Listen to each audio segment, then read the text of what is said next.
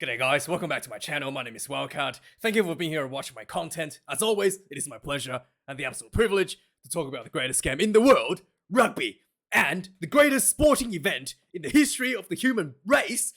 Rugby World Cup is upon us this weekend, and the first round, Pool D, England versus Argentina. This will be the decider of who makes out of the pool, essentially, to win this match. Basically, almost guarantee you out of the pool. If you lose this match, then you're going to be hunted down by Japan and potentially Samoa for that second spot. So this is basically 1 foot out of the door for whoever wins this match. Really, really important match for the Rugby World Cup for Pool D, okay? And the D stands for the English performance in recent times. Now, I'm wearing the England jersey, all right? I'm wearing this to pander to the one England rugby fan that watches my video. You know who you are. And this jersey somehow makes me look terrible, okay? I look like...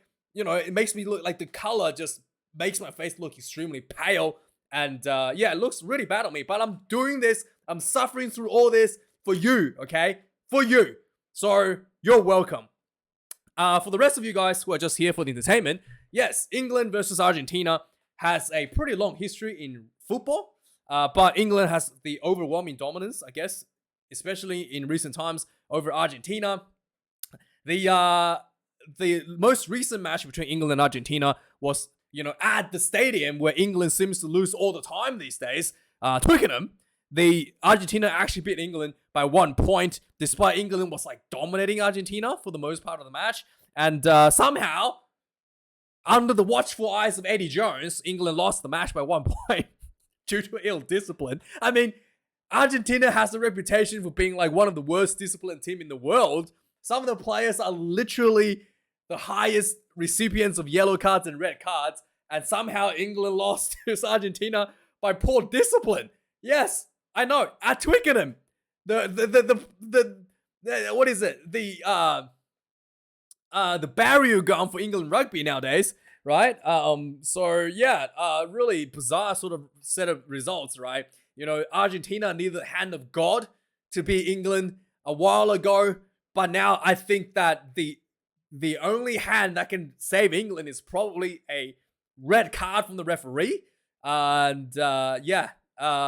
Anyway, let's have a look at the information leading to the match. This game is played in Marseille. It's going to be a bit hot as well. Apparently, it's 31 degrees in winter. I don't know what's going on in France. Some of you guys are telling me apparently it's summer. I don't know what's going on. Why is it summer? It's July. It's what? What is it? What is it? What is it? It's September. Why would it be summer in September? I mean, anyway, it's 31 degrees during the day, but it's going to be quite cooler, 19 degrees at night.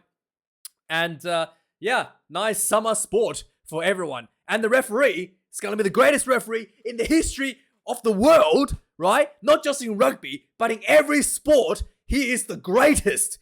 Matthew Renaud. Okay? Extremely punctual. Extremely good. Just look at that face. Look at that face. Alright? Look at this face. That is the face of a good referee. Right there. Right there. Alright? That is the referee of a good referee. Right there. Okay? And he will be England's only salvation of beating Argentina via business card handing out by him. Okay? Okay? Look at him. He's ready to give out those business cards this weekend for sure. So obviously, the overall history, let's have a quick look. England has been quite dominant, especially in recent times, under the guise of Eddie Jones. But yeah, this one here really didn't know what happened there. I think, was that the game that England got booed? Or is that another one? But yeah, it's just unbelievable how they could have lost this one, especially the overall stats. England was winning, and somehow they just let the game, fell asleep, slipped away. So yeah, let's have a look at the lineup. Again, I feel like Bothwick is trying to get himself fired. Some of these selections here, it's just mind-boggling. Absolutely mind-boggling, right? Argentina has a pretty steady side for the majority of the Rugby Championship, except for some injury replacements. But Michael Cheika has pretty much settled on the team for a long time now and has been working with the same combinations. But England, I'm guessing Bothwick is still trying to figure out what combination to go for, right? They had all Six Nations to work that out. couldn't quite crack the code there, right? And now he's given another 4 games in the warm-ups, still couldn't crack the code, still can't figure out who's the best player, and just randomly pulling players around all over the place. And yeah, we'll go through this and you will see what I mean. How just mind-boggling this selection actually is for the England team. It's like, yeah, is it like he's trying to get himself fired? I don't know. You let me know. So yeah, anyway, let's start. Ellis Genge comes in at number 1 position for England. I actually think he's really good. A lot of you guys felt like his defense is a bit lacking. I thought he's pretty good strong ball carrier, really good, dominant scrummaging. And oh yeah, apparently you guys think that his discipline is a bit of an issue as well. But yeah, I mean, to me, if you're good at scrummaging as a prop, that is like 80% of your job done. Everything else is just a bit of bonus. To be able to carry the ball as well, that's another 20%. So he's already like 90%. I really rate him pretty highly. I think he's really, really good, especially in the scrummaging. I think he's quite devastating, and his ball carrying is very, very solid as well. So yeah, I'll have the look. I'll take another look. Well, we'll see. We'll see if he's gonna have defensive issue or discipline issue again this weekend. Coming number 2, Jamie George. I'm really happy for Jamie George because he, after the 2019 World Cup, it was looking like his career started winding down. What's his name? Cowan Dickey was looking like it's gonna be the next starting for number 2 for England, but just due to injuries, Jamie George has managed to hang himself in there, and yeah, he's made it to the Rugby World Cup 4 years later. And Jamie George, despite what you say, I think he's been spectacular for England. He's always plays hard, carries the ball hard, and he's just he puts a smile on my face whenever he plays. To be honest with you, so Jamie George finally gets the number 2 jersey. Number 3, apparently Kyle Sinclair has a bit of a niggle, so Dan Cole gets called in at number 3. Again, I'm just wondering, when was the last time Dan Cole actually started for England? I had to literally, I think he started in 2019, right? Like in one of the pool matches, must be in 2019. Okay, maybe the one that was cancelled, right? Maybe the one that was cancelled in 2019 between England and I don't know, like England and who was it? Who did they? France? Maybe he was supposed to start in that one. But because the Hurricane was cancelled, I don't know. When was the last time Dan Cole actually started for England? Please let me know. But he's starting today, okay? But I guess the alternative is not that great either, because Will Stewart has been pretty horrendous in the warm-ups for England as well. Bad in the scrummaging, bad in defense, and I guess you just have to go with the veteran Dan Cole, right? Yeah. I don't know how this is gonna go. You let me know. Argentina has a pretty steady front rowers now. They have had a few trials and combinations for the props, and they have kind of settled on this one. And I do agree that this is the best starting combination for Argentina. Thomas Gaggio has been given an opportunity to start for Argentina due to the pandemic. People breaching the bubble allowed Gaggio to play against the All Blacks, scoring a try on his debut against the All Blacks with strong carries and off the bench. And then from then, it's just history. He's just been basically put in the starting position and has been one of the best ball carriers in Argentina's Argentinian side. And he's just so impressive as a player. But the one thing that he needs to big work on is his scrummaging. His scrummaging technique still needs to be massively improved. Dan Cole, the veteran, will probably give him a little trouble. Not too sure, but Gaggio is more of a ball carrier than a set piece scrummager. He needs, he's still very young. Julian Montoya will be the captain. Really good at breakdowns, really good defensively, and he's just, if you give him a sniff, he'll turn the ball over. Really good set piece as well, as good as you can get, lineouts, mauls, and scrummaging. So Julian Montoya, one of the key players for the Argentinian team this weekend. Francisco Gomez Cordella, a veteran now. He's like, 37? Maybe 38, up there. And he has been kind of like trialed in and out of the Argentinian side. And Michael Cheika has decided that he is the best fitted in the starting position. Just a veteran, that experience, that age, the maturity that he brings into the team. Really kind of settles, kind of balances out Gaggio in his youth and the recklessness. Not reckless, his youth and energy. Balance up a little bit. Cordella brings a lot of stability to the scrum as well. He's quite a big man in that tight head prop position. Again, he's up against Ellis Genge, who I think is one of the best scrummagers in the world. And we'll see how this scrum goes. This will be a really interesting, close watch to the game. In the locking positions, we've got Mario Toji. Again, he like, a couple of years ago, he was one of the best locks in the world. And nowadays, I don't know, when was the last time he was mentioned doing anything in England team? Like, have you even noticed him on the field? I mean, I genuinely can't think of anything special that he's done in the England team like this entire year. So yeah, Mario Toji, number 4. Ollie Chesum gets number 5 jersey once again. And for the Argentinians, Matias Alamondo gets number 4 jersey, and Thomas Lavanini, the 2 combinations, frequently combination, at number 5. Lavanini has improved a lot in his discipline. He was, once a time, the highest recipient of yellow cards, but he has really improved on that in recent times. Nowhere near as many yellow cards that's been given out against him. In fact, I don't think, was it one this year, maybe, against him? But yeah, much better than previously, where he was literally getting one every game at one stage. Courtney Lawes comes in number 6. I do think Courtney Lawes is the best lock in the England side, but Bothwick, the apprentice of Eddie Jones, obviously wants to carry on his master's wishes and have Courtney Lawes at 6 once again. Pablo Matera at number 6. I actually like Pablo at number 8 a lot, but Michael Checker likes him at 6. I mean, it is a bit of a trend in rugby world these days to put big guys at number 6, but I think Pablo Matera's ball carrying skills is just way too much to be kind of like in a blindside spot, I guess. But yeah, you let me know your thoughts. He's really good at 6 though, so it is the position that he's most used to. But I really like him at number 8, to be honest. At number 7, Tom Curry returns. He has a bit of injury, but Bothwick has said that Tom Curry, he trusts his experience to have him start right away at number 7 jersey. Marcus Creamer, the guy that's been red carded and was suspended in club rugby, which saw him missed out the majority of the warm-up, missed out the entire rugby championship and some of the, I think, there was only 2 warm-up matches. Missed out the first warm-up match as well. He was suspended for 6 weeks, and then he was increased to 8 due to repeated infringements for high shots, and then it was reduced by 3 due to mitigating factors. So he was suspended for 5 weeks, and then he can take tackling school and reduce that down to 4, which is what he did. So he did play in the final round like a couple weeks ago against Spain, but that's all the game time he's had for the last, I guess, 2 months or so. Ben Earls comes in number 8 for England, and Juan Martin Gonzalez retains number 8 jersey once again for Argentina. The English backline is an absolute mess. I don't know what's going on here. You let me know. You let me know what's going on here. First of all, Alex Mitchell, isn't he the guy that's called in to replace Jack Van Povier?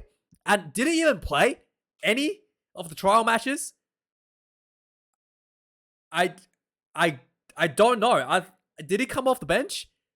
Did he play any? Honestly, I don't know what's good. So he's starting. He's starting alongside George Ford, and Mitchell plays for Northampton Saints, and George Ford plays for Sales Shark. So these 2 guys have like what?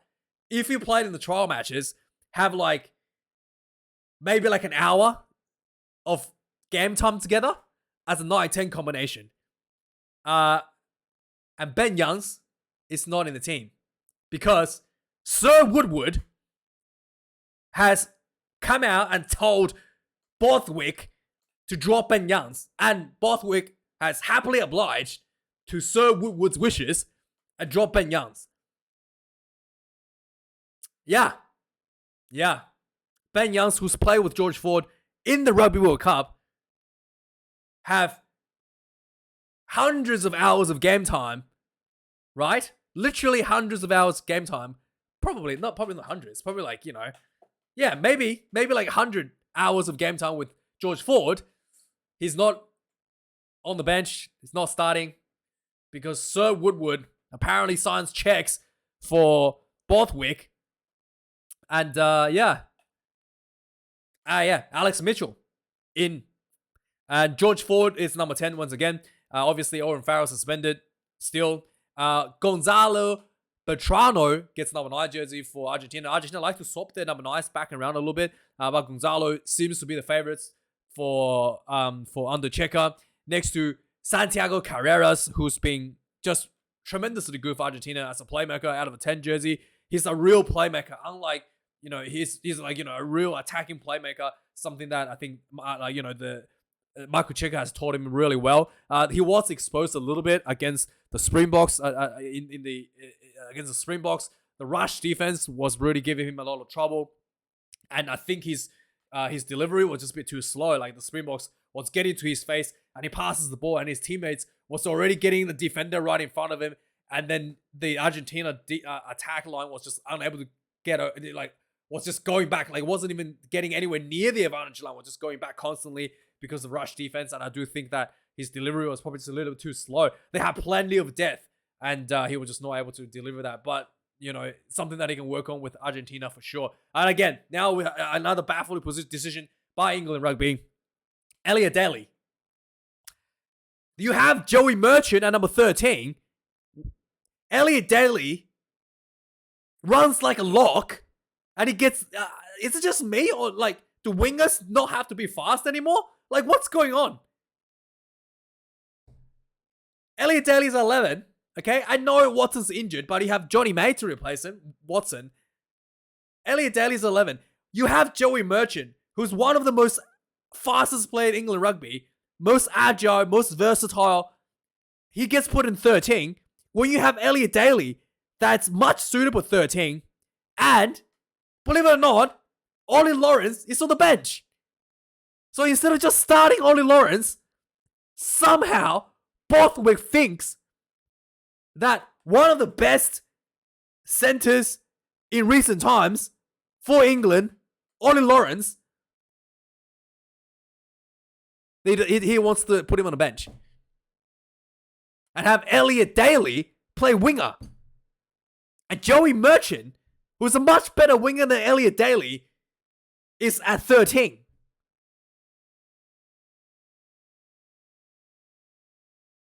I know Joey Merchant can play center, but like, what is going on? Dude, is it just me? Oh, I thought wingers have to be fast, right?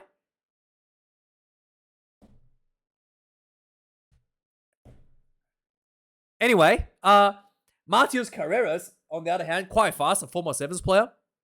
Transitioned quite well into the 15 game for Argentina. Number 12, Marlo Tuilangi. Again, if you listen to Sir Woodward, he wants Freddie Stewart to replace Tuilangi at 12. Okay?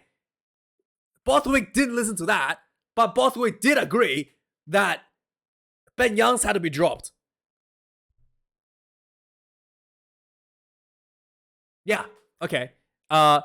So, anyway, for Argentina, Santiago Chacobaras coming on 12, Lucio Cinti number 13. Chacobaras was actually called in as an injury replacement a few rounds ago, and he's just been kind of stayed there for Argentina. Lucio Cinti has been number 13 for pretty much the whole season now. For Argentina, it's been quite good for Argentina as well under number 13. Number 14, Johnny May, obviously returning as a result of Anthony Watson injury. Emiliano Bofelli, the goal kicker for Argentina, one of the best wingers in the world. Excellent all-rounder for Argentinian side. And number 15, Freddie Stewart. Once upon a time, I don't know, back in the days when Eddie Jones was in charge, I guess. So like a year ago, I guess, less than a year ago, he was the best guy under the high ball, one of the best guys ever, right?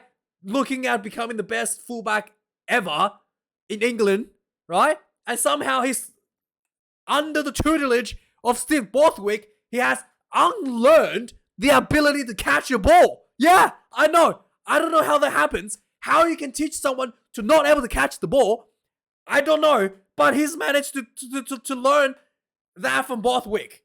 Okay? He has unlearned the ability to catch. So he's, I don't know. Why is he still a fullback? I don't know. But we'll have to see. Maybe it's because he's just tweaking him, right? And that's just where England rugby dies. But Freddie Stewart can't catch a ball anymore. Yeah, I know. Juan Cruz Malia comes in at number 15 for Argentina. Again, it's been quite good for Argentina. Number 15, really good on the high ball, good counter-attacking running game, and then some good kicking game as well. And in the reserves, Theo Dan for England. Like, do they really have no one else for hooker? I know Cowan Dickey is, was like the main guy. Anyway, Joe Marler gets number 17. Again, he was so bad for Eddie Jones. I don't know why he was recalled, to be honest. I was so glad Eddie Jones dropped him in November Test Series after his atrocious performance in Six Nations coming off the bench. Borthwick thought, hey, I didn't watch those games. Time to bring him back in. He's atrocious off the bench. Honestly, out of position. Can't make a tackle when his life depends on it. Yeah, I know. I just said that about Joe Marler. Fight me. Honestly, he was pretty... I was very disappointed. He was so... Just put it this way. He was so bad under Eddie Jones. Only gave him like 10 minutes as a reserve prop. Yeah, he had only 10 minutes of game time, and he still can't defend the try line to save a try. Yeah. Will Stewart, again, he was not that great in the last few rounds. Number 18 for England. We'll have to see. Argentina, Augustin Creevy, the veteran, returns number 16. Had his 100th test cap a few rounds ago. Really, congratulations. And he'll bring that veteran, instinct off the bench for Argentina. Joe Scalvi and Edrado Bello, the two props that has been coming off the bench for Argentina for quite some time now. Two quite steady, traditional style of the props will be coming off. Argentina is playing an extra forward off the bench, so they are looking at dominating the game with forward dominance, a strategy that Springboks likes to use. So, yeah, Will Stewart, number 18. George Martin comes in number 19 for England. Guido Petty comes in 19 for Argentina. Lewis Lutton, 20 for England. And number 20 for Argentina, Pedro Rubiolo, who has been starting a few games for Argentina in recent times. I thought it was quite good. Obviously, I think Checa has strategically positioned him off the bench to bring out that bomb squad style for Argentina to finish the game strong. So here's that additional forward, I guess, for Argentina. Number 21, Danny Kerr for England. Again, I don't know why he's not starting. Yes, no Ben Youngs. Rodrigo Bruni will become on the bench as well, the veteran, number 8. He has been falling out of favor a little bit for Argentina. He used to be the starting number 8 for Argentina. Now he's opted to be a finisher off the bench. Number 22, Marcus Smith. Again. Anyway, Marcus Smith, number 22. Don't really have much else to say. Latrano Bazavelis, number 22 for Argentina. Number 23, Ollie Lawrence. Like I said, he's on the bench. And Matias Moroni, I'm pretty sure he plays center for Argentina, comes in number 23 to finish off their team. Apparently, people think England was going to beat... There's apparently people think that England was gonna beat Argentina by 8. It's like the bookies have it or something. I don't know. Let me know if that's correct.